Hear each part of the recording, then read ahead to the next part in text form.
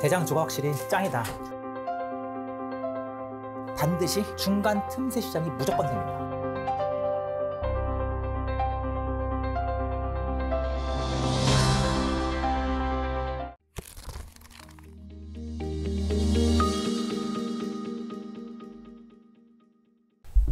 중국경제금융연구소 전병서 소장님 어서 오십시오. 안녕하십니까.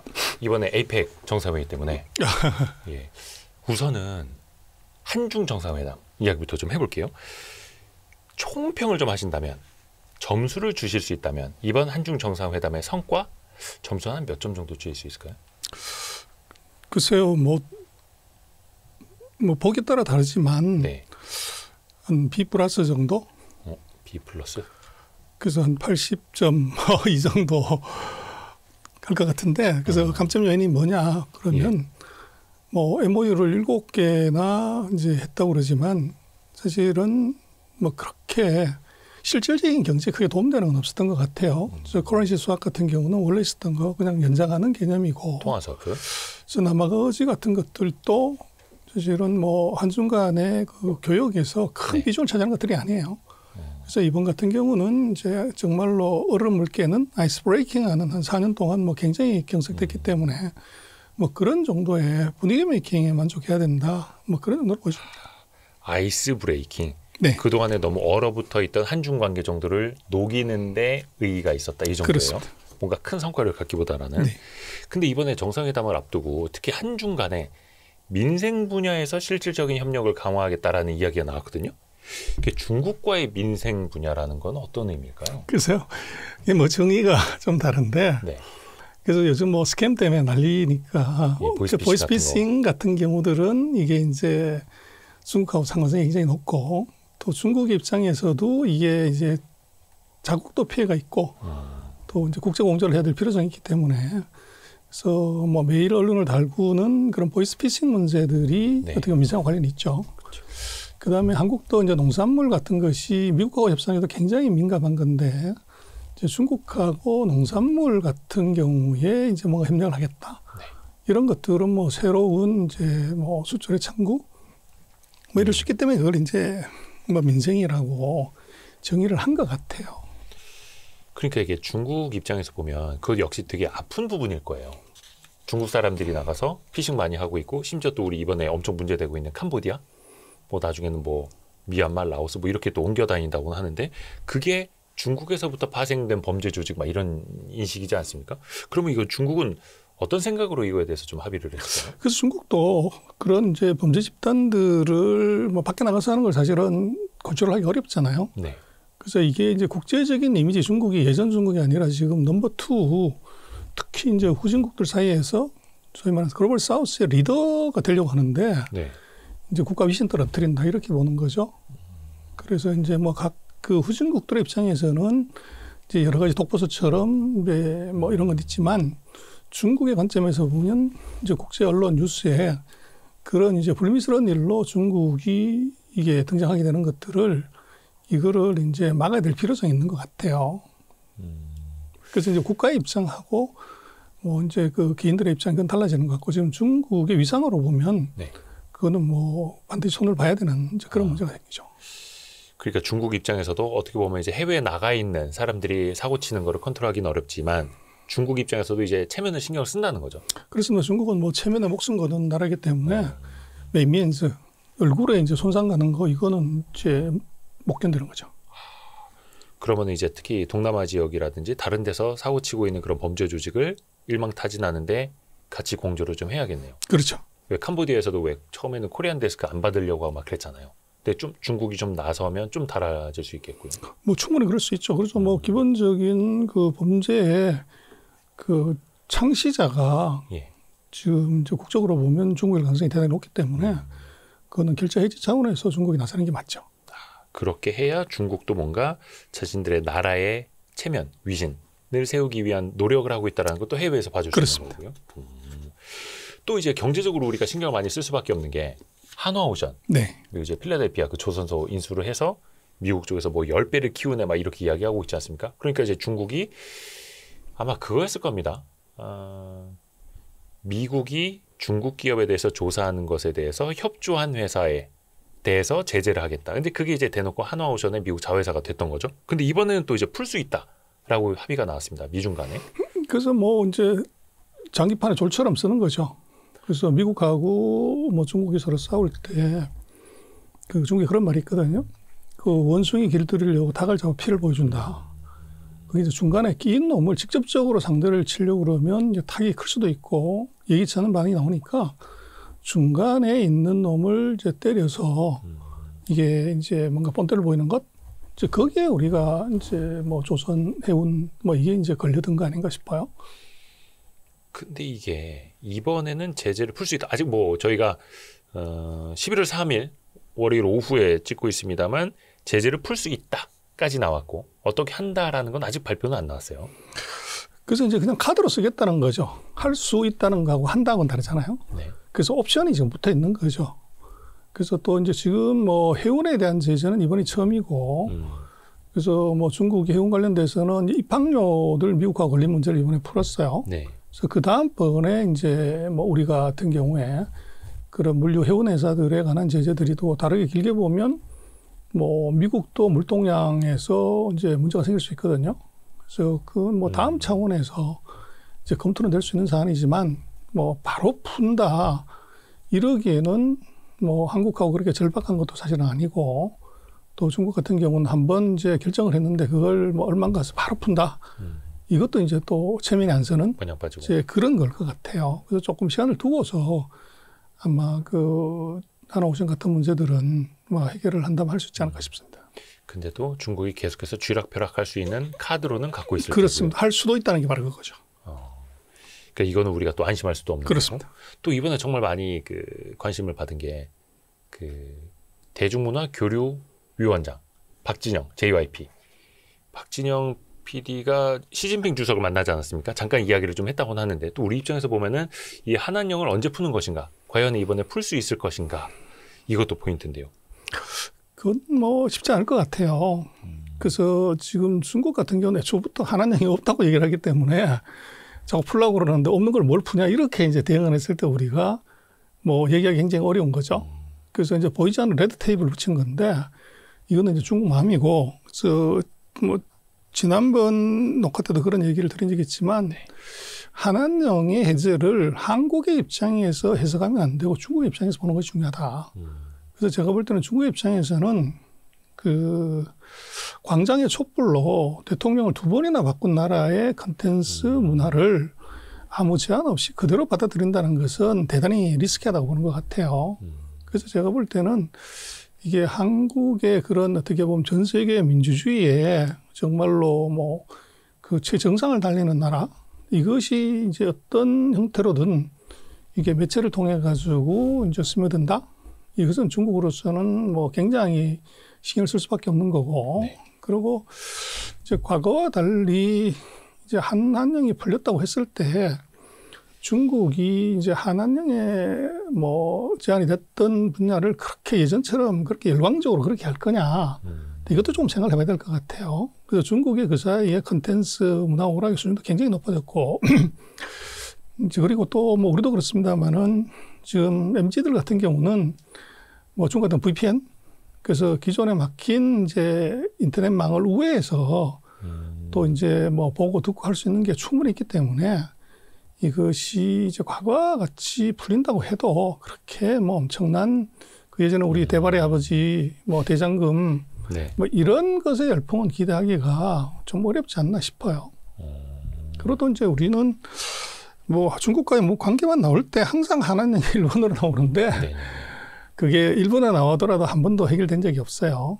그래서 그거는 그리고 또 이제 저는 한한령 푼다고 했을 때 그 얼마를 팔 거냐. 그리고 지금 우리가 드라마 뭐 오락 무슨 음악 뭐 공연 모든 분야에서 전 세계를 상대로 해서 1등하고 있고 잘하고 있는데 네. 굳이 뭐 중국에서 오지 말라고 하고 이러는 거를 꼭히 거기에 이제 그렇게 가야 되냐 그걸 협상의 윗순에 올려놓는 것은 오히려 다른 중요한 부분에서의 어떻게 보면은 이제 선택권을 이걸로 막아버리는. 그래서 우리 이제 뭐 정치나 이런 데서는 그것의 실질적인 경제적 이익보다는 어떻게 보면 국민 정서 뭐 이제 이런 거에다가 편성을 하는 것 같아요. 그래서 제가 볼 때는 이제는 그게 좀 떠나가지고 그보다 조금 더 큰 거를 이제 얻을 수 있는 쪽으로 가는 것이 맞지. 안 해준다는 거를 또 그런 게 없다는 거를 계속적으로 얘기해봤자 그리고 그런 이제 공식적인 그런 것보다 오히려 그것이 중국의 사정을 들어보고 인포멀리 접근하는 것이 맞지. 몇 번 말씀드렸지만 중국은 한 번도 안 냈다고 하는 거를 그런 적 없다고 하는 거를 이제 와가지고 그런 게 있었으니까 풀어준다. 이건 말이 안 돼요. 그래서 그것은 제가 볼 때는 실무 협상에서 이게 조심스럽게 이제 이렇게 풀어야 되는 것이 이제 공식 석상에서 그것도 최고 지도자의 회담에서 그걸 아무리 얘기해봤자 그것이 실행의 가능성은 저는 굉장히 떨어질 거라고 봅니다.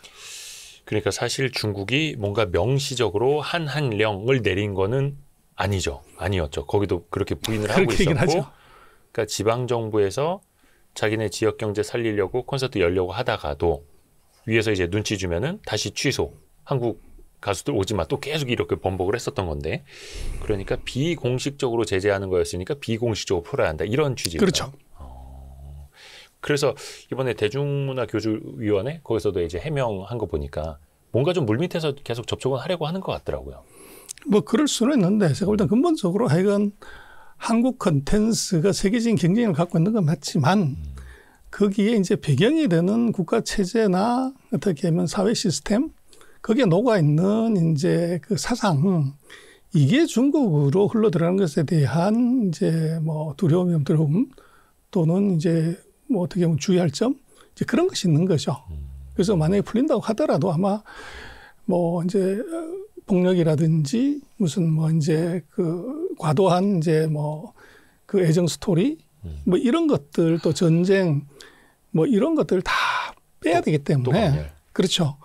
빼고 나면은 실제적으로 요즘 뭐 컨텐츠라는 게 다가 좀 그걸 달리잖아요. 예. 그래서 막장 안 되고 폭력 안 되고 과도한 애정 안 되고 뭐 이런 거 빼면 뭐 별 재미가 없잖아요. 그래서 그런 부분들이 있기 때문에 막상 이제 푼다고 하더라도 그런 필터를 다 걷어내버리면 이제 그렇게 뭐 예전처럼 아무 제한 없이 같은 그런 것하고 굉장히 상황이 다를 거라고 보십니다. 거기는 여전히 또 요 부분 몇 분 몇 초에서 몇 초 이거 드러내 계속 이런 거 하죠. 뭐 그렇게 당연하죠. 검열을 또 하니까. 예. 또 하나 우리 입장에 되게 예민한 게 그거였습니다. 서해 구조물 문제. 그러니까 중국 입장에서는 무슨 뭐 해양 탐사, 그다음에 무슨 양식에 쓰는 구조물이라고 하는데 우리 일각에서 봤을 때는 저러다가 서해를 이마만큼 먹겠다라고 이제 밀고 들어오지 않을까 염려가 있는 거죠. 근데 이번에 서해 구조물 문제도 일단 뭔가 팩트시트에 들어가기는 하는데 실무 협의를 통해서 소통하기로 하는데 요 정도 오더라고요. 그래서 뭐 거기서 뭘 하냐고 그랬더니 네. 그 연어를 키운다는 거거든요. 그래서 연어는 우리가 노르웨이에서 잘 수입하는데 네. 우리한테 얘기하면 뭐 얼마든지 수입해서 팔아줄 수 있을 건데 굳이 그렇게 비싸게 길러가지고 팔겠다고 하는 것들이 사실은 제2의 다른 목적이 있을 거라는 합리적인 의심을 할 수가 있어요. 근데 지금 그게 뭐 실무 협의를 통해서 뭐 소통하겠다는 것이지 철거하겠다는 얘기는 안 했어요. 아니죠. 그러면 이것은 질질 끌겠다는 얘기죠. 그래서 단기적으로 철거할 생각이 없다는 얘기고 또 그 지역이 굉장히 애매하단 말이에요. 예. 그래서 군사력을 서로 무력을 사용해가지고 뭐 철거할 수 있거나 이런 것도 아니고 그래서 이것들은 아마도 뭐 제일 좋은 것은 철거하는 거고 그 지금 상태에서 첫 번째는 더 이상 확장이 안 돼야 되고 그 다음번에 이제 그것의 목적이 뭔지를 사실은 우리가 정확히 모니터링 할 수 있는 시스템 같은 것들을 이제 갖춰줘라. 오히려 그게 더 합리적일 수도 있을 것 같아요. 그리고 이제 중국이 정말로 그게 연어 기르는 뭐 어장이라고 하면 그걸 못 보여줄 이유도 또 모니터링을 이제 뭐 우리 영역을 일정 부분 침범했기 때문에 그것도 없는 거죠. 그런데 그것들을 계속 거부한다고 하면 그건 우리가 다시 얘기할 수 있잖아요. 고기 기르는 목적 이외에 다른 목적이 있는 건 아니냐라고 그렇게 할 수가 있죠. 그래서 뭐 중국이 그 표면상으로는 고기 기르는 어장이라고 얘기를 하는데 이제 우리로서는 그것을 정확하게 버리파이하고 모니터링 할 수 있는 시스템을 만드는 것이 일단은 지금 상태에서는 최선 아닌가 싶어요. 그러니까 우리 입장에서 그 조사선 그쪽에 근처에 좀 가려고 하면 막 막아서고 좀 그렇다 하더라고요. 그쪽에서 또 이제 안 좋은 일이 생기면 또 안 되는 건데 최소한 더 확장해서는 안 된다. 모니터를 할 수 있게끔 해야 한다. 그렇죠. 그런 것도 뭐 이제 결국은 상호 신뢰가 쌓여야 되고 또 정말로 그렇다고 하면은 중국에 보면은 다른 나라들하고 마찬가지지만 한번 결정한 거를 뭐 쉽게 이렇게 훅 이제 철회하거나 이런 경우는 없어요. 다 시간 끌고 이제 체면 살리고 난 다음에 간 거죠. 그래서 이번에는 이제 상호 협상에서 한다고 하면 협상은 하고 그것의 성과는 예를 들면 이제 우리 이 대통령이 중국을 방문했을 때 그때 이제 거기를 하나를 얹으면은 이제 협상의 성과로 나올 수가 있잖아요. 그리고 중국 입장에서는 그것이 무슨 엄청난 경제적인 뭐 이제 외교적인 그런 것도 아니고 그렇다고 하면 오히려 이제 나중에 그 정상 간에 합의 이행을 했다고 하는 건수 하나로 이제 그런 것들을 철거하거나 그럴 수는 있을 것 같아요. 그러나 지금 당장은 뭐 그걸 철거하거나 좀 소통하게 할 수 있다고 하는 것은 뭐 철거할 의사는 없다는 거죠. 그리고 또 하나 아까 잠깐 말씀해 주셨는데 통화스와프 체결이 됐습니다. 근데 이게 2009년부터 체결된 통화스와프를 한 번 더 연장하는 정도인데 그럼 어떻게 큰 의미는 없을까요?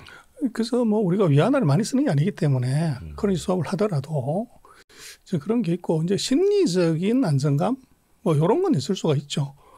그러고 이제 중국이 지금은 몇 별로 그렇게 이제 위안화 국채화를 확 떠들다가 네. 이제 최근 한 7, 8년간 좀 조용해요.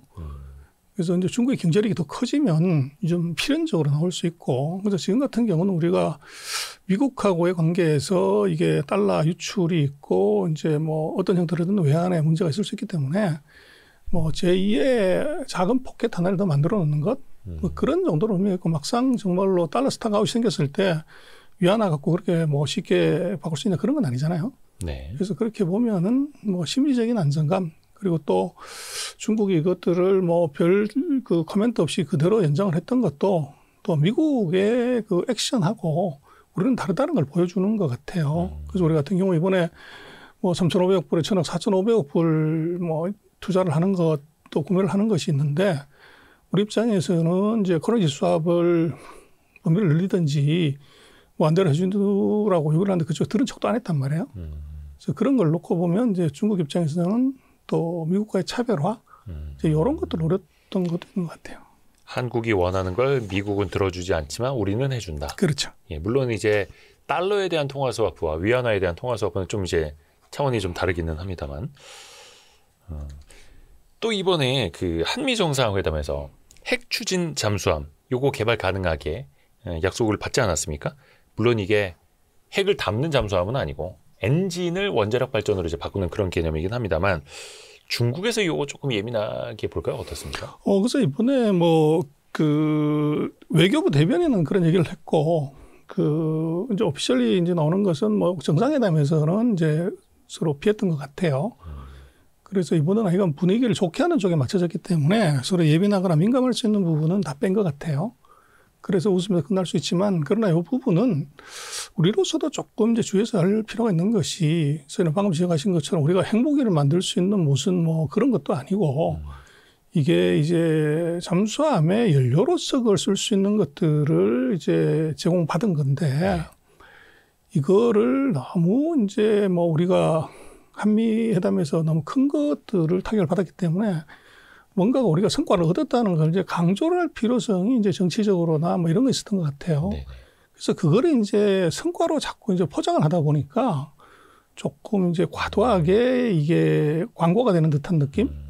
그리고 또 그것이 중국은 뭐 정말로 그 여러 가지로 생각할 수 있지만 이게 그렇게 시리어스하게 생각하거나 이러지 않을 수도 있는데 우리가 계속 이제 크게 떠들므로 인해서 이걸 언급을 안 할 수 없는 상황으로 끌고 간 것도 있을 것 같아요. 그래서 제 생각에는 오히려 뭐 그런 것들은 우리의 실익이 있다고 하면 그런 성과가 있었다는 걸로 좀 끝내야지 그걸 계속 이제 그 큰 성과인 거로 자꾸 얘기를 하면 이건 중국의 어떻게 보면 나중에 한국과의 지금은 뭐 한중 관계를 잘 가져가기 위해서 침묵하는 거지만 꼭 우리 독도 문제처럼 일본이 이제 뭔가 필요할 때 국제라는 것처럼 그런 하나의 빌미를 줄 수는 있을 것 같아요. 그래서 굳이 이제 한반도 비핵화에 빌미를 줄 수 있는 얘기를 그 길고 크게 얘기하는 것은 우리로서는 맞지 않는 것 같아요.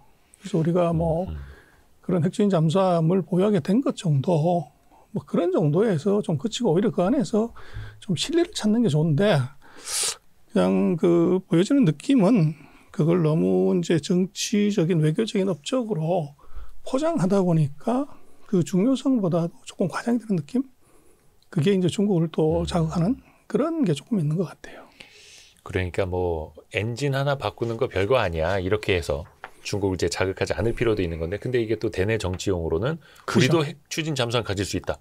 잠수함의 작전 범위, 시간이 늘어난다. 또 이게 또 홍보할 필요성도 또 있는 거고. 근데 그게 또 역설적으로 중국을 자극할 수도 있고. 그렇죠. 다 맞물려 있네요.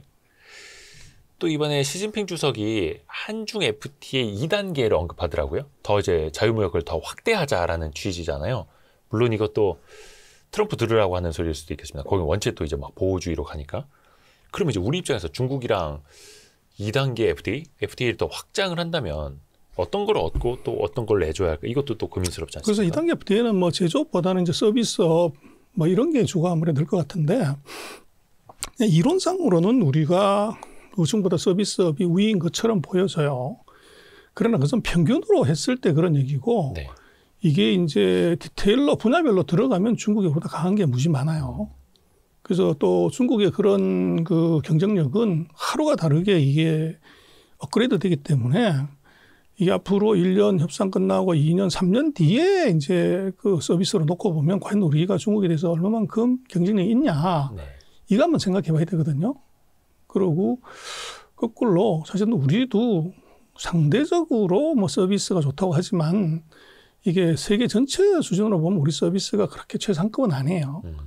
그러다 보니까 중국과의 2단계 FTA는 할 필요는 있겠지만 했을 때 우리 실익이 제조업에 비해서는 굉장히 이제 떨어질 수가 있고, 또 이제 중국으로 우리가 뭐 서비스 하러 들어간다고 하더라도 어쨌든 중국의 의료 서비스 뭐 이런 것들의 스피드가 굉장히 좋아지고 있고 또 전 세계가 다 오고 있기 때문에 거기서 이게 우리 경쟁력이 아니라 세계적인 기업들과의 이제 경쟁이 그 안에서 벌어질 수 있는 꼭 자동차처럼 그럴 수도 있어요. 그래서 그 대신 우리도 이제 거꾸로 그걸 열어야 되는 문제가 생기기 때문에 이게 반드시 우리가 2단계 FTA 했을 때 이득을 본다. 이렇게 얘기하기 어려울 것 같아요. 정말 양날의 검? 먹을 수도 있지만 그 칼에 우리 역설적으로 베일 수 있는 가능성도 충분히 있는 것 같아요. 그래서 뭐 협상을 해야 되고 우리 실익을 최대로 챙겨내려고는 해야 되겠지만 이거는 서둘러도 후닥닥 해치울 일은 사실은 아니다. 그것이 4년 전 뭐 이때 상황하고 지금은 상황이 굉장히 달라졌다는 거죠. 그러니까 예전에도 그렇고 우리나라 이제는 뭐 철강, 화학, 중국하고는 경쟁이 안 되고 자동차도 거의 의미 없는 수준으로 점유율 떨어졌고 스마트폰도 그렇고 서비스업으로 보면 백화점, 마트 다 진출했다가 다 철수했고 특히 이커머스에서는 뭐 테무, 알리 뭐 이런 거에 훨씬 더 밀리고 있고 그러니까 이제 2단계 FTA로 확장을 하더라도 우리가 얻을 수 있는 실익이 당장은 보이질 않네요, 이거. 그러니까 오히려 중국 쪽에서 더 원할 수도 있는 그렇죠. 거고요. 그래서 우리가 뭐 의료 서비스 정도가 이제 경쟁력이 있다고 하는데 그것도 뭐 우리가 10년, 20년 경쟁력을 가져갈 수 있는 상황은 아닌 것 같아요. 그래서 굉장히 좀 조심스럽게 접근을 해야 될까 하는 싶습니다. 또 이번 그 에이펙을 앞두고 물론 이제 그 전에도 있었습니다만 그 일각에서 협중 시위가 벌어지기도 했습니다. 이게 당연히 중국 쪽에서 이제 신경을 쓰겠죠. 뭐 대사관 앞에서도 막 시위가 벌어졌다고 하니까 중국은 이건 어떻게 생각하고 있습니까? 그래서 단기 불쾌감은 확실히 표출을 한 것 같아요. 그래서 지금 뭐 시위는 분명히 그게 불씨가 될 수가 있고 또 상호 이제 왔다 갔다 하면서 이해를 하는 것은 그건 이제 그런 불씨를 끄는 물이 될 수도 있어요. 네. 그래서 지금 우리가 중국을 안 가본 지가 뭐 4년이 지났기 때문에 우리의 기억은 코로나 전 중국으로 그냥 보시면 지금 가서 보면은 완전히 다른 세상이거든요. 그래서 뭐 어느 나라든 마찬가지지만 이게 국민 정서를 건드리면 이거 확 불이 붙게 돼 있어요. 그래서 그것들이 불붙지 않게 하는 것이 이제 굉장히 중요하고 그것의 핵심은 이런 seeing is believing 가서 봤더니 이제 이렇더라. 그래서 요즘 뭐 중국도 그 무비자를 하기 때문에 한국 MZ들이 샹하이에 뭐 놀러 가는 게 거의 뭐 3배가 늘었다고 그러던가 2배가 늘었다던가 대폭 늘고 있고 네. 가서 보니까 이제 야 서울하고 차이 없네. 오히려 더 화려하고 또 이제 뭐 즐기고 먹고 놀고 하는 것 이제 거기에 대한 인식이 이제 곧 망할 나라 위기의 나라 뭐 내수부진 엉망진창이 된 나라 그렇게만 이제 3, 4년 들었는데 가서 보니까 이 상황이 좀 다르다는 거죠. 제가 또 중국의 MZ들도 한국에 와가지고 와서 봤더니 이게 이제 제한된 통제된 범위 안에서 한국 콘텐츠를 보다가 세계적인 뭐 이 아티스트들의 공연 뭐 이런 걸 보면서 이게 이제 한국에 대한 생각을 또 바꾸는 이제 그런 일들이 있는 것 같아요. 그래서 지금 우리로 놓고 보면 뭐 내수 경기 부양이 굉장히 중요한데 거기에 갑자기 뭐 내수가 뭐 쿠폰을 뭐 15만 원이 아니라 한 150만 원 풀면 몰라도 그렇게 좋아질 게 없잖아요. 근데 만약에 지금 중국이 1년에 해외여행 가는 관광객이 1억 4천만 정도 되거든요. 코로나 전에 1억 6천 정도 됐고 만약에 거기서 한 10% 정도가 한국으로 온다. 우리가 한 460만 정도가 작년에 왔는데 그럼 한 1,400만 정도가 나면 한 3배 정도가 돈다면 어떻게 되냐. 그러면 우리 뭐 내수 경기 이거 확 이제 변화가 생기죠. 그런데 이게 이제 그 관광객이 많이 가는 상가 주변에서 이게 반중 시위하고 있고 뭐 이제 이러면은 우리도 그렇지만 그 관광하기 어렵죠. 그래서 그런 측면에서 우리가 조금 이제 실리를 찾는 것이 중요할 것 같아요. 그래서 문제는 이제 14억의 소득이 매년 이제 5%씩 좋아지는 1년에 1억 4천만 명 이상의 사람들이 여행을 가는 구매력이 있는 사람들이란 말이에요. 그래서 이제 이 사람들이 바로 옆에 있으면 우리가 그것을 잘 활용해서 우리 내수 경기 또 경기 활성화에 도움이 되는 쪽으로 가는 것, 이걸 좀 연구할 때가 아닌가 싶어요. 그래서 뭐 우리 정서적으로는 이제 중국이 우리한테 오만하고 무례하고 거만했던 것에 대한 불쾌감 이런 게 존재하지만 이게 돈은 또 그거하고 좀 다른 문제잖아요. 그래서 우리로서는 이제 중국 관광을 잘 관리도 해야 되겠지만 그 엄청난 이제 관광의 포텐셜을 갖고 있는 중국을 잘 업어치게 하는 것. 특히나 지금 중국하고 한국의 관광에서 중요한 건 저는 의료관광이라고 봐요. 네. 그래서 메디컬 서비스가 우리가 뭐 어떤 의미에서든 지금 중국도 세기 때문에 근데 뭐 자주 올 수 없기 때문에 오면 쌍꺼풀부터 코 높이고 예를 들면 이제 턱까지 피부 관리 다 하면은 풀세트로 하면 소나타 한 대 값이라는 거거든요. 그럼 정말 메디컬 관광객이 한 300만 정도 온다. 그럼 우리 현대차가 뭐 수출하는 차가 생산하는 차가 그 정도잖아요. 근데 현대차 소나타 한 대 만들려고 하면 뭐 마진이 그거 5%가 잘 안 되잖아요. 네. 근데 메디컬의 관광객이 이제 350, 400이 온다. 그럼 그 마진은 현대차의 몇십 배가 되죠. 그러면 우리로서는 굉장히 밸류 에디드가 높은 그런 이제 부가 가치를 이제 인바운드로 들어오는 관광객을 통해 창출할 수 있는 기회가 있죠. 그리고 또 그런 정도의 서비스를 받으러 오는 사람이 예를 들면 뭐 위치를 이탈해 가지고 위장 취업을 한다든지 불법 취업을 한다든지 그럴 가능성은 거의 없죠. 그래서 제가 볼 때는 우리로서는 이제 그 메디컬 서비스를 어떻게 잘 활성화하는 것, 그게 중국과의 관계에서는 부가가치 창출에는 아주 이제 좋을 수가 있을 것 같아요. 그리고 이게 경제적인 면만 놓고 보면은 내수 경기 활성화를 위해서라도 중국 관광객이 많이 들어와야 하고, 그런데 또 그런 몇 건의 일탈 이런 게 또 막 언론사 기사에 올라오고 막 온라인에 이제 도배가 되다 보니까 국민 감정이 또 안 좋은 쪽으로 흐르는 것도 또 없지 않아 있고, 이 균형을 맞추기가 어렵습니다. 사실 근데 이거는 우리나라뿐만 아니라 유럽도 겪고 있는 일이고 다른 나라들도 마찬가지잖아요. 돈 벌기 위해서는 어쩔 수 없이 또 그들이 필요한데, 이게 되게 갈등이 되는 지점입니다. 아마 이 부분에 대해서도 아마 댓글 써주시는 분도 되게 많을 거예요. 네. 어찌됐든 간에 또 경제를 신경 써야 하는 대통령 입장에서는 그 에이펙 정상회담 앞두고 그 현중 시위에 대해서 또 강하게 비판하는 이쪽에 대해서는 했어요. 어쩔 수 없는 정치 외교적인 제스처라고 봐야 할까요? 그래서 그거는 이제 우리 이재명 대통령이 두 가지를 그 칼과 방패를 다 쓴 것 같아요. 그래서 우리가 느낄 때는 이제 우리 국민을 왜 그렇게 이제 찌르냐 하는 이제 칼로서 그 인지를 할 수 있지만, 이건 또 다르게 생각하면 먼저 중국에 대한 선제적인 방패를 쓴 거라고도 볼 수 있어요. 당연히 그 얘기가 나올 거기 때문에 우리가 먼저 얘기함으로 해서 이제 상대방이 좀 김이 빠지게 만드는 것, 그리고 우리가 거기에 대해서 대응하고 있다는 것을 이제 뭐 인식시키는 계기로 쓸 수 있었던 것 같아요. 그러나 뭐 시위하는 것도 이유가 있고 또 그렇게 이제 하지 않으면 좋겠다고 하는 것도 이유가 있는 건데, 시위도 너무 과하면 독이 되고 또 단속이니 이것도 너무 과하면은 그게 이제 뭐 부작용이 생기죠. 그래서 그것이 우리가 실리 측면에서 적당히 사실 짜고 치는 고스톱 뭐 이런 것들이 사실은 필요할 것 같아요.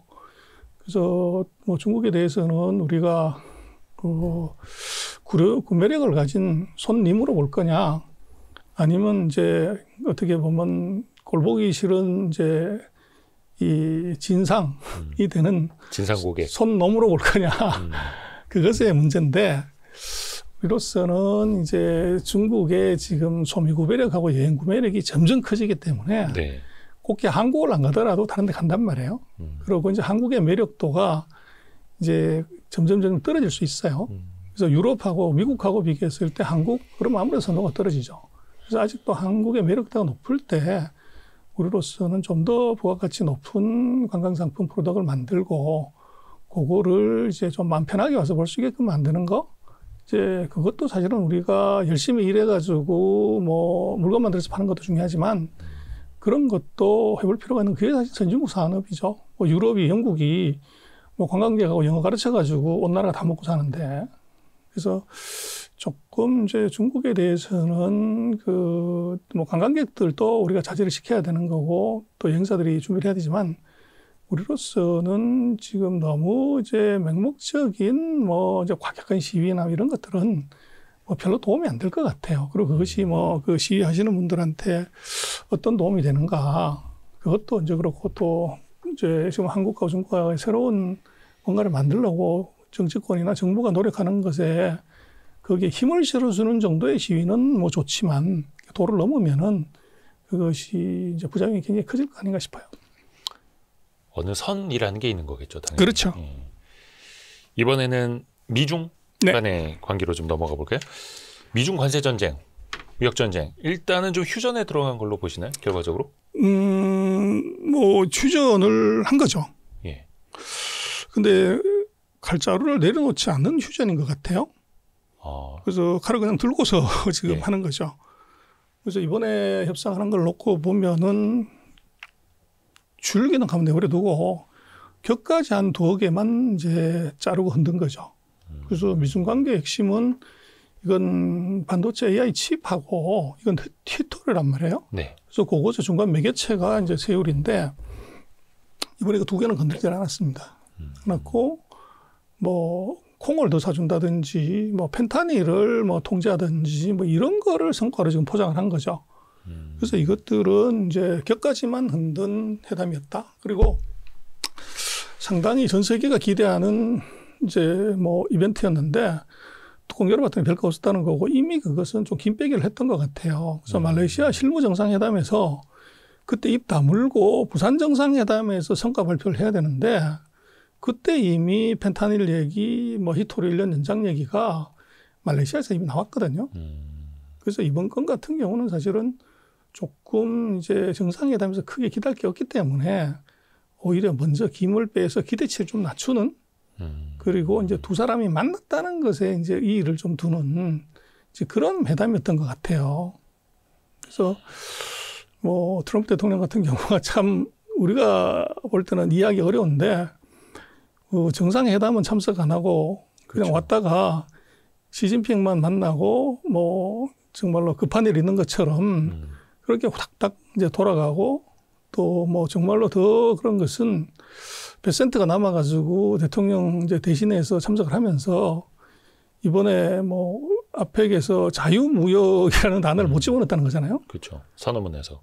그래서 이게 이제 자유무역이라는 것이 미국이 주창하고 미국이 주장하고 또 미국이 제도와 시스템을 만들어서 전 세계 40년 이상 이제 강요하고 썼던 건데 네. 이거 룰 메이킹을 했던 데가 자기가 그 말을 싣고 그걸 문구에도 못 넣게끔 받는다? 이거 굉장히 당혹스럽고 아이러니하죠. 그렇죠. 그래서 그게 결국은 이제 미국의 실력이고 미국의 민낯이 이게 앞뒤 안 맞는 거를 해야 되는 그러니까 대통령이 직접 하기는 그러니까 그것도 뭐 보통 넘버 3잖아요. 재무 같으면. 그래서 뭐 이제 국무장관이 넘버 2라고 우리 인지를 하는데 이제 그렇게 남겨놓고 가는 거 아닌가. 그래서 조금 보기가 이게 좀 그렇다. 정말로 그 세계를 호령하는 대국의 지도자, 대국의 이미지는 이번에 조금 없어진 것 같고 그래서 트럼프가 그렇게 왔다 가는 바람에 모든 스포트라이터가 이게 시진핑만 모여버린 거죠. 그렇죠. 그 정상 중에서 가장 힘센 사람. 그렇죠. 그래서 그렇게 놓고 보면 트럼프 대통령이 조금 이제 판단에 그 패착이 있는 거 아닌가 싶습니다. 그러게요. 그러니까 트럼프 대통령이 제일 싫어하는 게 자유무역, 다자외교. 그 자유무역을 이야기하는 다자외교 무대는 더 싫었겠죠. 그렇습니다. 그러니까 이제 사진 안 찍고 가버렸고. 근데 이번 정상회의 전까지 보면은 트럼프가 조금 더 급해 보였어요. 특히 이제 중국 쪽에서 히토류 통제 이런 걸로 이제 카드를 들고 나오다 보니까 오히려 미국 쪽에서 먼저 협상하자 이런 식으로 손을 먼저 내민 것 아닌가요? 그런 것 같아요. 그래서 뭐 트럼프는 확실히 칼을 들었지만 네. 시진핑은 방패를 들었던 것 같고, 그래서 지금 아주 재미났던 것은 그 두 사람의 회담하는 것을 입장부터 퇴장까지를 자세히 보면 굉장히 재미있는 현상이 나타나는 것이 네. 그 누리마룬가 하는데 거기서 먼저 시진핑이 아니라 트럼프가 와서 기다렸어요. 아, 그 김해공항 그쪽 접견실에서. 네. 그리고 이제 둘이 만났을 때 한 19초 정도 하는 걸 보면 시진핑은 입 다물고 가만히 있고 트럼프가 계속 뭐라고 시진핑한테 얘기를 했어요. 네, 계속 뭐라 하던데요. 예, 근데 시진핑은 답이 없었어. 그리고 이제 끝나고도 보면은 이제 그 시진핑이 먼저 가고 트럼프가 나중에 이제 나가는데 입구까지 트럼프가 이제 나오죠.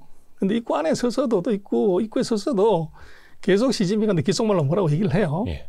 근데 시진핑은 뭐 대답이 없었던 것 같아요. 그렇죠. 그래서 뭐 영어를 못 알아들어가지고 대답을 하는 건지 모르겠지만 보면 결국은 이제 뭐 급한 사람이 셈을 파게 되는데 그런 이제 지도자들의 행태를 놓고 보면 누가 이번에 셈 팠냐, 누가 목말랐냐는 이제 보여지는 것 같아요. 그리고 지금 누가 더 급하냐고 그랬을 때 중국은 뭐 제조업 수출 그 미국으로 줄어들어도 전체 수출은 계속 늘어나요.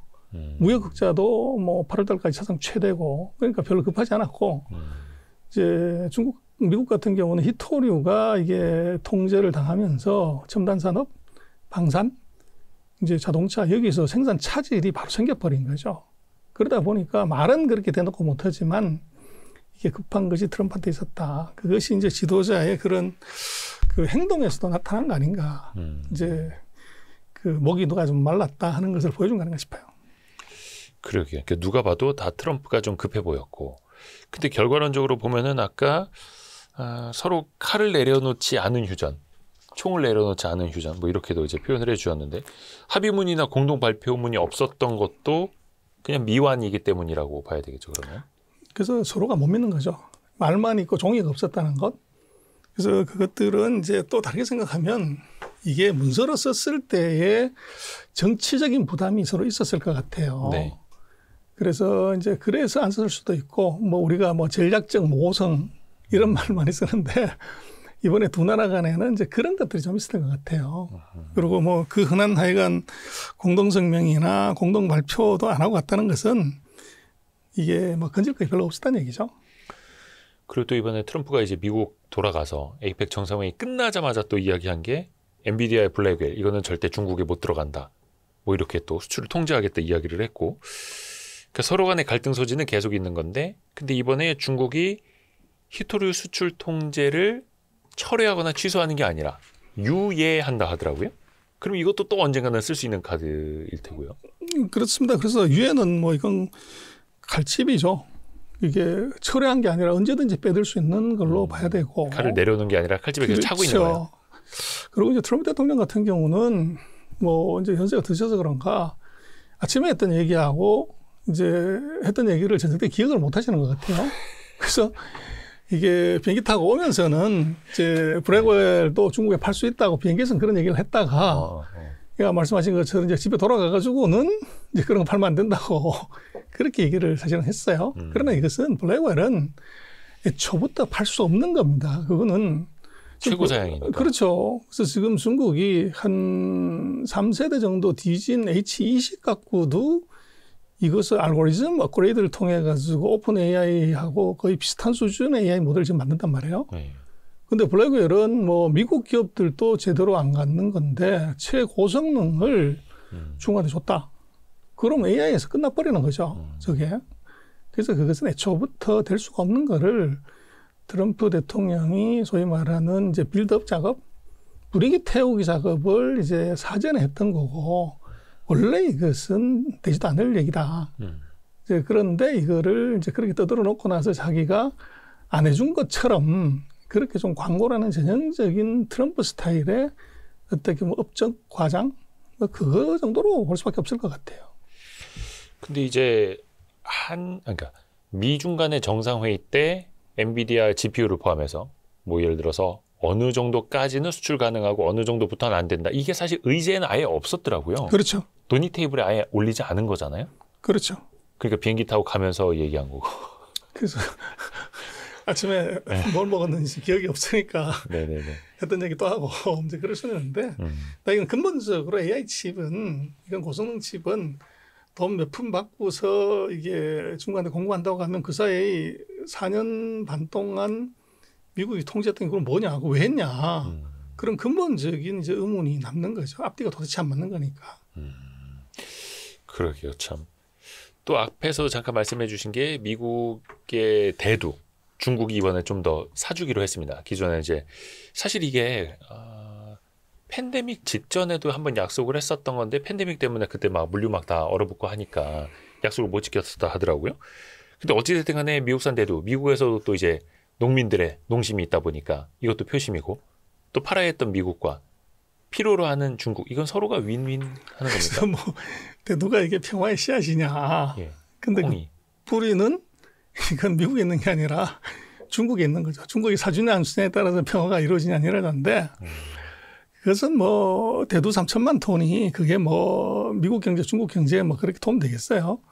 근데 요거는 되는 것은 트럼프가 지지 세력이 될 수도 있고 아니면 적이 될 수 있는 농업 지역의 이 표심에는 굉장히 중요하죠.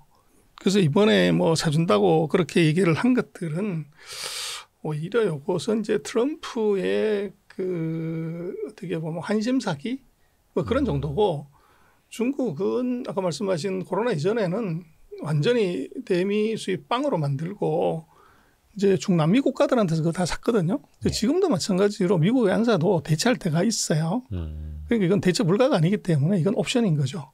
그런데 이번에 중국이 이제 선심 쓰듯이 이제 콩을 사준다고 하는 것은 그 농업 지역의 트럼프 표심에 박가리 좀 하세요 하는 팬 서비스 정도? 그런 정도로 봐야 될 것 같아요. 팬 서비스 정도로. 네. 어떻게 보면 이제 중국이 선심 썼다. 그렇죠. 당신 체면 우리가 살려줬다. 그렇죠. 기억해라 뭐 이런 거예요. 어찌됐든 간에 서로 이제 손을 한 번씩 내미는 것도 있기는 한데 그 GPU처럼 이제 의제에 오르지 않았던 거 정말 민감한 게 대만 문제인데 타이완 아예 정상회담에서 이거는 일부러 민감한 문제를 건드리지 않으려고 한 거겠죠. 왜 때 되면 한 번씩 미국에서 슬슬 건드리잖아요. 그렇습니다. 그래서 뭐 이게 대만은요, 이건 지뢰밭이고 이거 지금 안 밟은 건 아직 때가 아니라고 본 거죠. 그래서 이번 회담의 특징은 이제 뭐 몇 년 만에 만나가지고 이건 아이스 브레이킹의 의미가 있지 이게 뭔가 크게 얻을 수 있는 상황이 서로가 아니에요. 그러다 보니까 이제 민감한 사항 말씀하신 AI 칩 문제라든지 대만 이슈는 이건 정말로 굉장히 중국에게는 핵심 이익하고 관계이기 때문에 이걸 건드리면 뭐 양쪽이 서로 가만 못 있는 상황이 벌어지기 때문에 그건 싹 빼고 좀 마이너한 이슈들 합의가 쉬운 걸로 이번에 들고 나왔기 때문에 그런 것 같고요. 그래서 대만 이슈는 뭐 전쟁이 난다 안 난다부터 시작해서 별의별 얘기가 다 있지만 대만 이슈는 그 중국이 대만을 침공하는 순간에 이건 미국이 자동으로 개입하게 되는 그 메커니즘을 갖고 있어요. 그래서 79년에 그 수교를 하면서 미국이 대만 관계법이라는 거 국내법을 만들어놨는데 거기 보면 본토가 대만을 무력으로 침공하면 미국은 이걸 원상으로 돌리는 노력을 한다. 이런 조항이 있어요. 그 자동 개입. 그렇죠. 그래서 중국이 감히 대만을 친다고 하는 것은 미국의 개전선언을 하는 거예요. 그러면 객관적으로 보면은 뭐 어떤 측면에서도 지금은 중국과 미국이 군사력이 오르트다 그러면 그건 답이 나오는 거죠. 네. 그래서 그거를 뭐 어떻게 하겠다고 하는 것은 그건 뭐 이 불을 석유지고 불에 들어간 현상인데 그걸 중국의 지도자들이 할 거냐. 그럴 가능성은 없어 보이고 그래서 그 사이에 보면은 뭐 2025년에 침공한다, 26년에 침공한다, 27년에 침공한다 수많은 이제 침공 시리즈가 나오는데 그건 전부 미국이 얘기한 것이 중국이 얘기한 적은 없어요. 그렇죠. 미국 쪽에서 먼저 이야기를 하는 그렇습니다. 거죠. 침공 시리즈. 뭐 일단은 그 2027년 이야기가 제일 많이 나오기는 하잖아요. 그때가 또 시진핑의 연임, 사연임 결정하는 해 아니던가요? 근데 그것도 좀 생각을 해보면 그 미국과의 전쟁이 바로 발생할 수 있는 것을 그리고 졌다고 하면 이제 나라가 패망하는 그런 리스크를 정치인의 자기 이해관계 때문에 이것을 뭐 감행한다? 이거는 현실적으로 사실은 감안하기가 어렵죠. 물론 뭐 나라 망하는 건 한 사람 때문에 망한다고 얘기를 하는데 객관적으로 봤을 때 중국의 의사결정 메커니즘이나 지금 상황으로 봤을 때 이게 대만에 대해서 언젠가 통일해야 되겠다는 것은 컨센서스가 있지만 지금 무력으로 통일하자? 거기에 과연 이제 얼마나 동의할 수 있냐. 그거 결과는 미국과 바로 전쟁이 붙는데 그래서 그렇게 놓고 보면 지금 세간에서 많이 얘기하는 이제 그 내부적인 불만이나 불안을 잠재우기 위해서 이제 외부에 그것을 돌리려고 하는 전쟁 이것은 미국은 가능하지만 중국은 그걸 대만으로 돌린다 그러면 자살행위가 일 가능성이 높죠. 그래서 그걸 이제 중국 지도부가 모르냐. 뭐 그건 말이 안 되는 얘기고요. 그래서 제가 볼 때는 대만 침공설 또 뭐 시기는 이건 좀 과장이 심하고 또 그게 마치 이제 일본하고 우리 관계에서 이제 그런 핫한 이슈를 꺼냈을 때 항상 그게 불타오르죠. 그래서 그런 정도로 보는 게 맞고 또 지금 전쟁이 진짜 벌어진다고 하면 제가 볼 때는 이제는 그 중국하고의 대만 전쟁은 인민해방군 230만 명이 단 한 명도 안 가는 전쟁이 될 수도 있어요. 그래서 28 전쟁, 우러 전쟁을 보면 드론이 전쟁을 하는 거죠. 그래서 만약에 중국 본토에서 한 200km 조금 넘는데 거기서 230만 대 드론이 날아가면 어떻게 되냐. 뭐 정확하게 원하는 목표물을 다 맞출 수가 있단 말이에요. 그럼 인명 피해 하나도 안 입고서 전쟁을 하는. 그래서 뭐 이게 한 달짜리, 뭐 6개월짜리, 뭐 일주일짜리 수많은 전쟁 시나리오가 있지만 이건 엔터키 하나로 이게 바로 이제 뭐 요격하고 자식할 시간도 없는 그런 상황이 전쟁이 지금 최근에 나타난 우러 28 전쟁을 보면 그 가능성이 높죠. 오히려 짧고 굵게 끝내버릴 수 있는. 그렇죠. 그렇죠. 중국은 요즘에 그 뭡니까 불꽃 축제, 드론쇼 가지고 불꽃 축제 하고 있고 그때 띄우는 것만 해도 뭐 수천 대, 뭐 몇만 대 막 이렇게 띄운다고 하고. 또 그 최근에 블로그에 쓰신 글 보니까 트럼프 미국 대통령이 두려워하는 진짜 두려워하는 세 가지가 있다고 말씀하시더라고요. 표, 희, 대. 이것도 글을 쓰였어요.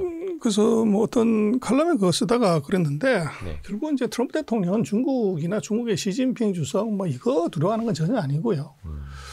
첫 번째는 이제 뭐 임기제 그 선출직의 치명적인 약점인 표심인 것 같아요. 그래서 트럼프 대통령이 취임한 이후로 지금 지지율 계속 떨어져요. 그 지금 40%에서 달랑달랑 하는데 아마 지금 같은 추세면 30도로 내려가겠죠. 그렇게 되면 이제 한 1년 정도 뒤에 중간선거가 있는데 네. 그 중간선거는 뭐 대통령 지지율하고 그대로 밀집하단 말이에요. 그러면 이게 중간선거에서 상하원 중에 하나를 잃어버리면 어떻게 되냐. 1980년 이후에 지금까지 중간선거에서 11번 선거가 있었는데 딱 한 번만 상하원, 양원을 여당에 줬고 나머지 10번은 그거는 이제 다 야당한테 하나를 줬어요. 그 밸런스를 잡아버리는 거죠. 그래서 만약에 지금 미국도 내년 선거에서 민주당이 상하 양원 중에 하나만 잡아버리면 트럼프가 하려고 하는 거 어떤 것도 통과가 안 되죠. 그러면 바로 이제 식물 대통령으로 전락할 수 있기 때문에 그래서 표심이 무섭고 그래서 표고요. 그다음에 히토리입니다. 히토리는 지금 누가 뭐라고 해도 중국의 공급망이 이게 물러본 중국 공급망이 그래서 목을 확실하게 재는 이 상태가 벌어져서 히토리는 뭐 트럼프 입장에서는 5년 내에는 해결하기 어려운 이제 숙제가 됐고 그 다음에 이제 대는 대법원입니다. 그래서 트럼프가 지금 이 전 세계를 다 뒤집어 놓은 이 난리법통은 상호관세인데 이 미국의 법원은 상호관세는 이것은 국회가 정하는 것이지 대통령이 마음대로 하는 게 아니다. 그래서 트럼프가 이제 IMF법을 비상경제조치법을 통해 가지고 거기 있는 조항을 활용해서 네. 때리는데 지금 법원의 판단은 그건 것 같아요.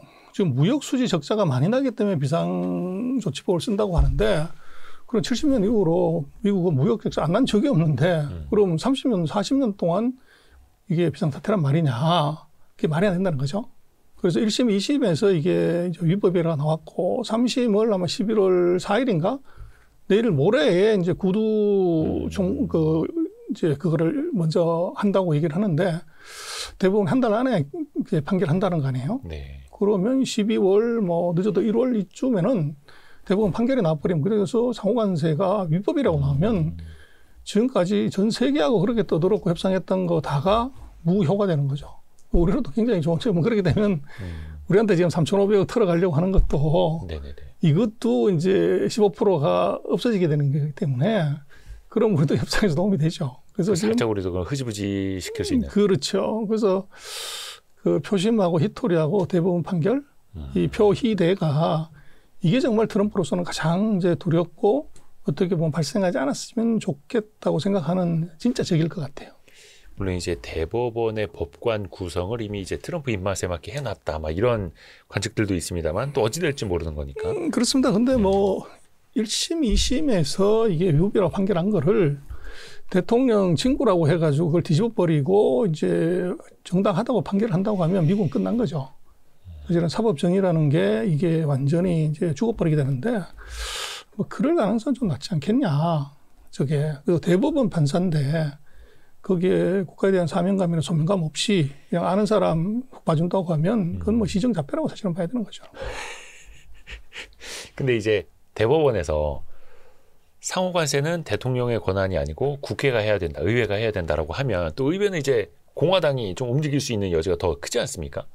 물론 이제 근데 시간은 걸리겠으나 또 불확실성은 생기겠으나 또 트럼프의 목적에 맞게 공화당이 뭐 이렇게 막 밀어붙일 수. 그런데 그거는 지금 상호관세는 이제 아니고 그러면 이제 301조라든지 다른 무역법 갖고서 이제 제재를 해야 되는데 문제는 지금 최근 뭐 한 10개월 동안 난리를 쳤던 전 세계를 뒤집어 놓은 상해관세가 이게 안 된다는 거죠.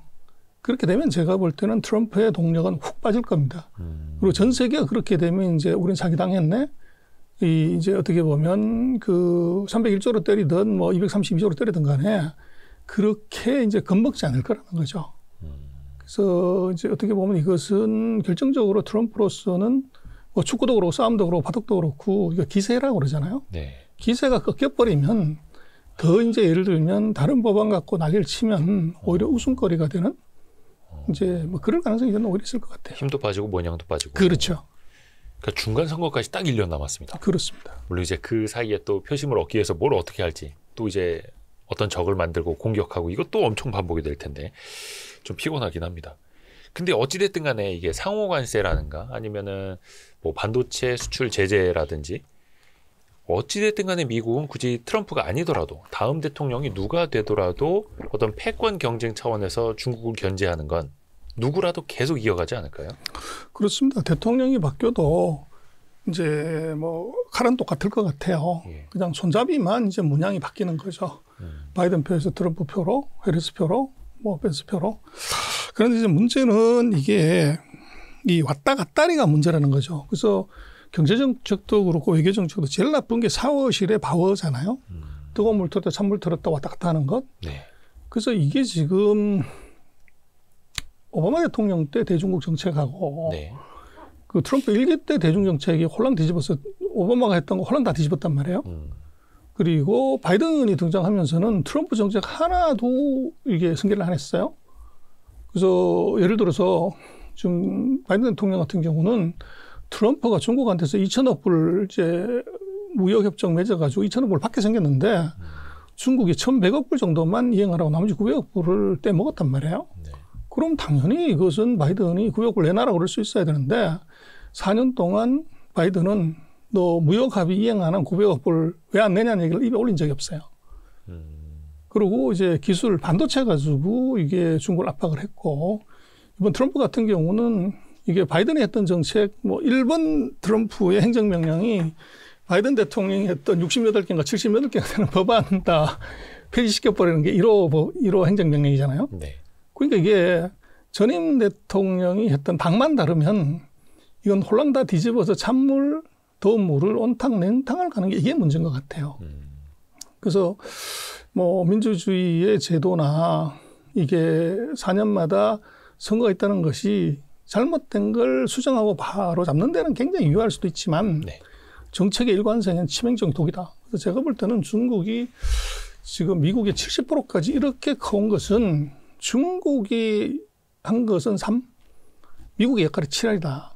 그래서 미국이 헛발질하는 바람에 이게 중국을 키워버리는 그런 불상사. 그래서 2001년에도 보면은 WTO 가입시켜줘가지고 중국을 제조광으로 만들었고, 그렇죠.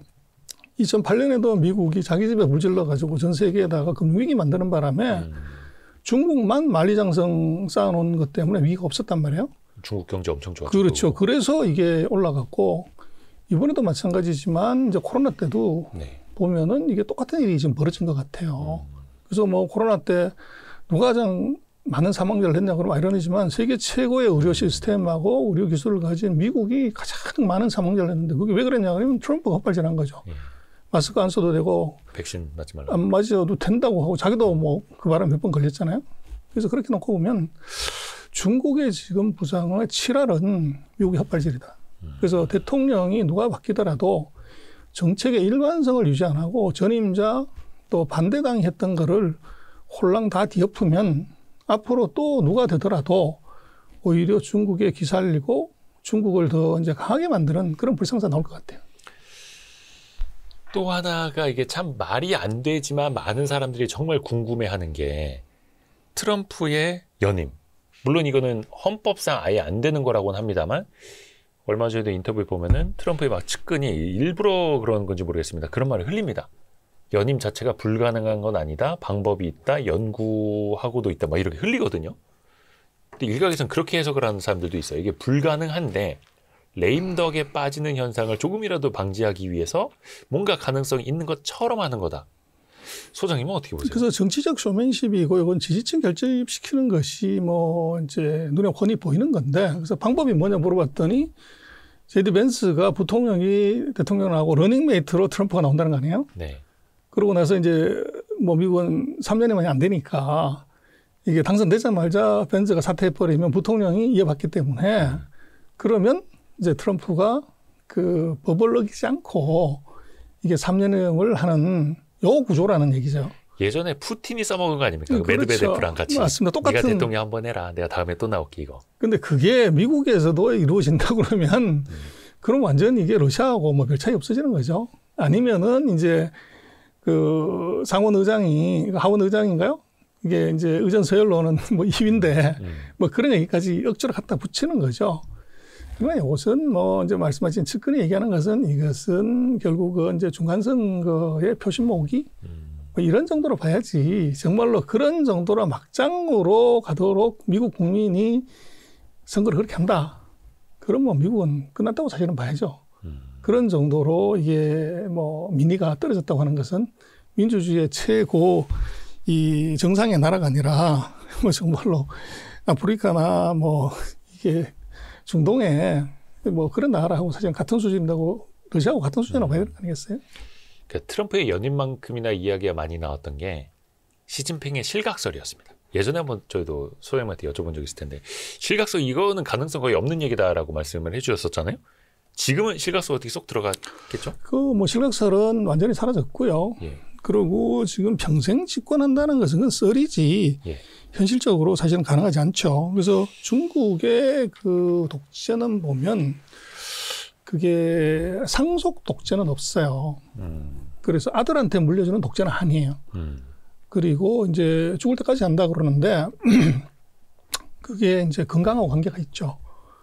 그래서 뭐 최근에도 이제 뭐 시진핑 실각설의 이유는 한 2주 정도 이제 화면에 안 나왔기 때문에 이제 그런 얘기가 나왔고 그러고 이제 지금 상태로 놓고 보면 중국은 2027년에 이제 뭐 새로운 주석의 선출이 있게 되는데 뭐 지금은 후계 구도라든지 뭐 차기 대권 주자에 대한 언급이 어디도 지금 없어요. 징후도 없고. 네.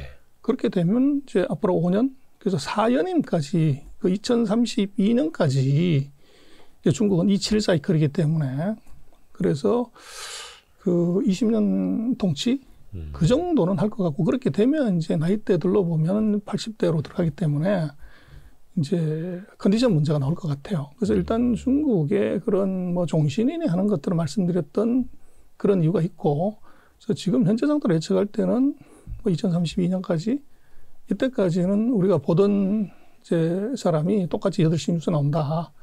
뭐 그것은 변화는 없을 것 같아요. 2032년까지. 그렇습니다. 그러니까 4연임까지는 중국 내에서도 그렇고 중국 밖에서도 그렇고 그 정도는 하겠네. 그렇죠. 이렇게 본다는 거예요. 그렇죠. 왜냐하면 지난번에도 뭐 전인대 맞나요? 사중전에 예. 사중전에 있었습니다만 거의 뭐 후계 구도에 대한 거는 아예 그냥 만들어 놓질 않더만요. 그것도 조금 우리 언론에서 많이 이제 되고 있는데 예. 그건 뭐가 좀 잘못됐냐면 예. 중국은 이제 1억 명의 당원들이 5년에 한 번 당대회를 해요. 근데 그 5년 사이에 7번의 회의를 하는데 네. 중국은 1, 2, 3, 4, 5, 6, 7번의 각각의 회의에 정해진 의제가 있어 뭘 논의하는지를. 근데 이게 사중전은 원래 당의 통치 가버넌스를 논하는 거예요. 그래서 오중전 때 이제 경제를 얘기를 하고, 근데 이번은 오중전 때 해야 된 걸 사중전으로 땡겨서 지금 한 거죠.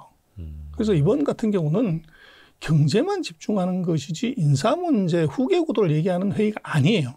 그러니까 애초부터 이것은 그 의제에 올라올 수가 없는 주제입니다.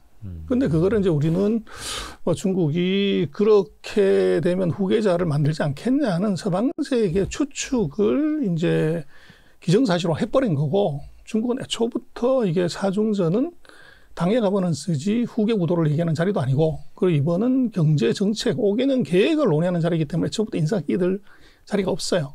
그래서 그것들은 이제 서방 언론이 그 잘못 넘겨짚은 것, 이제 그걸로 봐야 될 것 같아요. 그러면 이제 우리나라는 어떻게 해야 할 것인가? 이게 또 사실은 이제 중요한데, 타코 트럼프에 겁먹지 말고 시간의 승부에 편승해야 한다, 이렇게 말씀을 하셨어요. 최근에 이제 칼럼을 통해서. 그래서 이제 뭐 결국은 우리로서는 제일 큰 부담이 3,500억 불 플러스 1,000억 불 4,500 불이잖아요. 그걸 뭐 아침에 3개 주고 저녁에 4개 주던 거를 이걸 오전에 4개 주고 오후에 3개 주고 이렇게 바꾸는 거 뭐 그 정도잖아요. 어차피 이건 주게끔 돼 있는 거를 방법을 바꿨는데 이걸 무슨 이제 협상의 큰 성과로 얘기하기는 조금 그런 것 같아요. 그래서 부담이 굉장히 큰 상황인데, 그건 아까도 잠깐 얘기했지만 두 가지 이슈가 있을 것 같아요. 하나는 우리로서는 다른 협상 타결보다는 좀 지지를 끌 필요가 있다. 첫 번째는 이게 11월 뭐 말 또는 이제 늦어도 1월 초 사이에 이 대법원의 판결이 나올 수가 있단 말이에요. 네네네. 그때 이게 만약에 위법이라고 나오면 지금 이제 3,500억 불에 1,000억 불, 한 4,500억 불의 투자는 이건 상호관세에 기반한 거잖아요. 네네네. 그럼 이게 원천 무효가 되면 이것도 우리가 이제 줘야 될 이유가 사실 없어지는 게 생기는 거고, 두 번째는 이제 그 중간선거가 11월에 있으면, 11월에 있으면 만약 져버리면 어떻게 되냐? 그러면 이제 뭐 한국에서 봤던 것처럼 이제 트럼프의 이빨이 이제 완전히 빠지게 되는 그런 불상사가 생길 수도 있죠. 그래서 중국이 이번에 아주 절묘한 게 그 관세 협상을 하면서 히토류의 그 수출 통제 제한을 1년으로 몹쓸 박았어요. 그러면 11월부터 통제 들어가면 1년이니까 내년 10월에 끝나죠. 그럼 내년 중간선거 직전에 히토류 카드를 다시 한번? 근데 그때 만약에 직전에 히토류 수출 중단한다. 이렇게 발표해보면 어떻게 되냐. 그럼 굉장히 큰 타격을 이제 선거에 주게 되죠. 그래서 어쨌거나 하여간 우리로서는 지금 두 가지 모멘텀이 지금 기세 등등한 트럼프의 길을 완전히 꺾어버릴 수 있는 기회가 있는데 그것이 객관적인 정황으로 놓고 보면 기세가 꺾일 수 있는 가능성이 대단히 높아 보여요. 그래서 우리로서는 뭐 한 1년 정도는 트럼프의 어떻게 보면은 이제 구미를 맞춘다 그럴까? 그런 정도로 가지만 빨리 사인하고 빨리 계약하는 것이 능사가 아니다. 그래서 그럴 수가 있을 것 같아요. 그래서 돈은 한번 주고 나면 받을 수가 없는 거고 또 한번 이제 대국하고 약속이기 때문에 했다 그러면 이제 계속적으로 압박이 들어올 수 있는 상황이고 또 그것이 그 우리로 보면 계산을 제가 해봤더니 93년부터 시작을 해서 2024년까지 우리가 미국에서 본 무역 적자가 4,173억인가 그렇더라고요. 네. 근데 3,500억 불에다가 1,000억 불 더한 이제 4,500억 불이라고 하면 최근 30년 동안 미국에서 벌었던 걸 다 토해내라는 거죠. 그래서 이게 도대체 그러고 원래 3,500억 불이라는 게 어디서 온 청구서냐. 그렇죠. 원래 이건 우리가 지금 빚이 아니에요. 예. 그래서 뭐 예를 들어서 조폭이나 뭐 이런 데들이 상인들한테 강제로 이제 뭘 떠먹어가지고 이제 너 빚이 지금부터 이러니까 이거 이제 갚아야 돼 매달. 뭐 이런 식이 지금 이제 우리한테 사실 벌어진 거잖아요. 그래서 이제 그것들의 원천 무효를 시킬 수 있는 방법이 이제 그런 두 가지가 지금 눈에 보이는 것 같아요. 그래서 우리로서는 그러니까 협상을 잘한 것은 뭐 칭찬해야 될 일이지만 이것이 이제 그런 타임 호라이즌을 보면 트럼프의 치명적인 약점이 기다리고 있기 때문에 서두르기보다는 가급적 시간 끌면서 그 사이에 이제 그런 핵심이 되는 것들은 유보하면서 다른 것들을 조금 해주는 일회성을 해주는 이제 그런 시간 끌기를 할 필요가 우리는 있을 것 같아요. 약간 좀 티나는 걸로. 그렇죠. 그 처맞춤 금관 이런 거 주고 티나는 걸로 기분 맞춰주고 하다가 시간은 우리 편이다. 그렇죠. 시간은 트럼프의 편이 아니다. 그래서 뭐 이번에 트럼프가 받은 선물 쪽 제가 한번 리스트업을 해봤더니 예.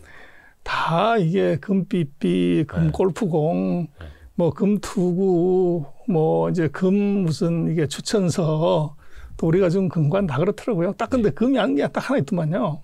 카타르가 준 비행기는 금이 아니더라고요. 예. 그래서 비행기도 금으로 녹음해줬으면 너무 비싸지 않을까? 아주 뭐 비깃했을 것 같은데 그래서 그런 식의 어떻게 보면 트럼프의 구미 맞추기 뭐 이런 것들을 좀 할 필요는 있고 그러나 본질적인 것들에 대해서는 우리가 조금 현명하게 전략적으로 급한 것이 반드시 좋은 건 아니다. 그렇게 보지 않습니다.